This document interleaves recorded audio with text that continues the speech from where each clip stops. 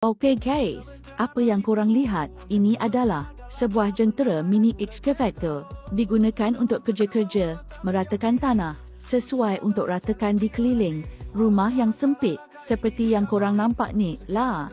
Sempit-sempit gini, dah nak masuk 2026 dah. Takkan ku nak tolak Wheelbarrow lagi. Jadi inilah caranya gunalah mini excavator. Sebelum tu saya dari pihak Helmi Sako minta maaf banyak. Helmi busy penat sangat drive hadap jam.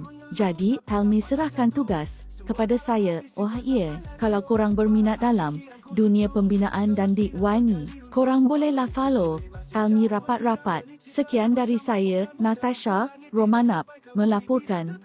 Sesak nafas tergapai maka tangkis dengan bijak.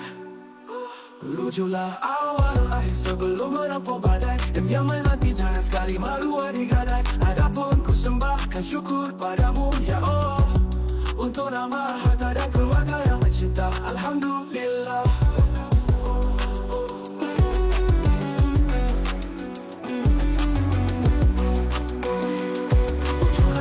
Langkah ini dikabuli, segala dugaan yang menerjah ku syukuri. Sebanyak mana yang Tuhan beri, semua dugaan yang ku tempuhi.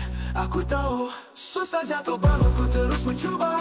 Moga ada sinar cahaya di hujungnya. Mahu bagi tunjuk atau jatuh mendongak, mahu semai bukti atau jago berbola. Biar mengeluh tapi tak pernah jatuh, semua dalam hati simpan sampai Rio.